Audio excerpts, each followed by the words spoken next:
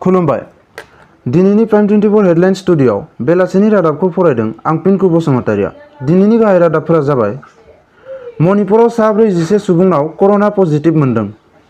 भारतनि बारग' हादरगिरि प्रणब मुखार्जीनि देहाया गाज्रिसिन थासारि जालांनो हमदों। 16 आगस्तनिफ्राय सोलाय-सोल' जागोन लकडाउननि नेमखान्थिफोरा। पुलवामायाव उदखारिजों जिउ खहा जानाय दावहारुनि नखरनो अनसुंथाइ फोसावदों योगी आदित्यनाथआ। गुवाहाटीआव 10,000 कभिड-19 आनजाद नायनो थांखि लादों। आसामाव 17 लाख नखरा दान मोनसेयाव 830 रां मोनगोन। काश्मीरनि पाकिस्तानजों दखल खालामजानाय ओनसोलनिफ्राय मेडिकेल डिग्री मोननाया गनायथाव नङा। कटन इउनिभार्सिटिनि आन्डार ग्रेजुएटनि मेरिट लिस्टखौ दिनै फोसावगोन। दानिया फैदो आबुं रादाबाव। थांनाय 24 घन्टानि गेजेराव मणिपुराव सा 11 सुबुंनाव कर'ना पजिटिभ आरो सा 76 सुबुङा कर'नानिफ्राय रिकभार जादों। मणिपुराव कर'नाजों गाग्लोबजानाय सुबुंनि अनजिमाया गासै 3,982।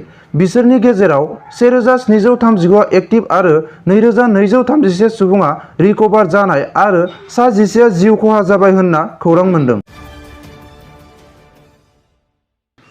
भारतनि बारग' हादरगिरि प्रणब मुखार्जीनि देहाया गाज्रिसिन थासारिसिम जालांदों आरो दायो बिथांखौ कमायाव दं होननानै मिथिनाय जादों। गाहायै 84 बोसोर बैसोनि बारग' आफादगिरि प्रणब मुखार्जीआ थांनाय समबारखालि टेस्ट नायनानै टुइटाराव पजिटिभ मोनदों होनना फोरमायदोंमोन। मंगलबारखालि बिथांखौ देहा फाहामसालियाव थिसननाय जायो। दा बिथांनि देहाया जोबोद गाज्रि थासारियाव दं।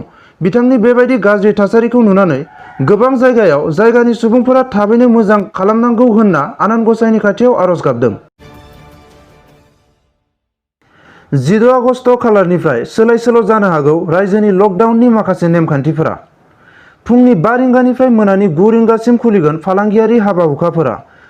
मोनानि 9:30 रिंगानिफ्राय फुंनि 5 रिंगासिम कारफिउ थागोन। गुबुन गुबुन जिल्लायाव थांलाय फैलायनि समखौबो बारायनाय जादों। गुबुन गुबुन जिल्लायाव समबारनिफ्राय शुक्रबारसिम थांलाय फैलायनि थाखाय सुबिदा होनाय जागोन। बेनि अनगायैबो माखासे नेमखान्थिफोरा सिगांनि बायदिनो थागोन। 12 आगस्ट खालारखालि जम्मु काश्मीरनि पुलवामा जिल्लायाव उदखारिजों जिउ खहा जानाय उत्तर प्रदेशनि थागिबि जिलाजीत जाधवनि गोहोनि थाखाय इउपिनि गिबि मन्थ्रि योगी आदित्यनाथआ बिबार बावफैयो। उत्तर प्रदेशनि गिबि मन्थ्रि योगी आदित्यनाथआ मुंख्लं जानाय दावहारुनि नखरनो 50 लाख रां अनसुंथाइ होनो थाखाय फोसावदों। बेजों लोगोसे मुंख्लं जानाय नखरनि सासे सोद्रोमानो साख्रि होगोन। लोगोसे बे ओनसोलनि दोंसे लामाखौ मुंख्लं जानाय दावहारुनि मुङाव दोननाय जागोन होननानै फोरमायदों। 12 आगस्ट खालारखालि आसामनि सावस्रि बिफाना गुवाहाटीआव 10,000 सुबुंखौ कभिड-19 आनजाद नायनो थांखि लादोंमोन। कामरुप मेट्र' जिल्ला एबा गुवाहाटीनि गोबां सुबुंफोरा गावबा गावनो कर'ना टेस्ट खालामजानो थाखाय कभिड-19 सेन्टारसिम फैनानै आनजाद खालामजादों होननानै मिथिनो मोननाय जादों। बेबायदि आनजाद नायनाय हाबाफारिया रायजोनि गुबुन गुबुन ओनसोलफोरावबो सोलिगासिनो दं होनना खौरां मोन्दों। दा मेडिकेल काउन्सिल अफ इन्डियाया फोसावनाय बायदिब्ला जायफोर फरायसाया जम्मु काश्मीर आरो लादाखआव पाकिस्तानाव आवग्रिनानै लाजानाय ओनसोलनि मेडिकेल फसंथाननिफ्राय डिग्री मोनदों बिथांमोना भारतआव मुलि नागिरसंनाय एबा मुलि दिहुननायनि थाखाय गनायथाव जानाय नङा होनना बुधबारखालि हिन्दुस्तान टाइम्स खौरां बिजोंनि गेजेरजों खौरां मोन्दों।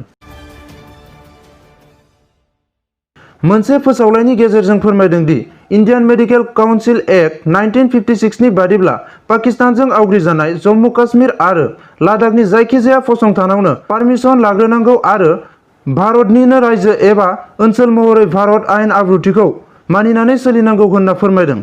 नाथाय बेफोर जायगानि फसंथानफोरा बेबादि जेबो पारमिसन लायाखै, जायनि थाखाय इन्डियान मेडिकेल काउन्सिलआ बैफोराव थानाय फसंथानफोरनिफ्राय फरायसाफोरा मोननाय डिग्रीखौ गनायनाय जानाय नङा होनना फोसावदों।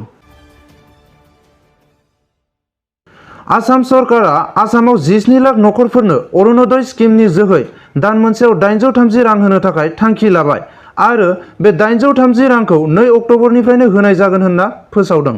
गुवाहाटीआव मोनसे खौरां मेलनि गेजेरजों आसामनि सावस्रि आरो रांखान्थि बिफाननि मन्थ्रि डक्टर हिमन्त बिश्व शर्माया बुंदों दि अरुणोदय स्किमआ आसामनि देरसिन स्किम, जेराव 17 लाख नखरा थिसनजागोन।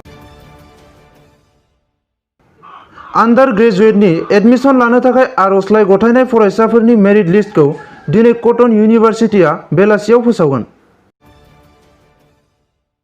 दिनैनि रादाबा एसेनोसै। गोजोन्थों।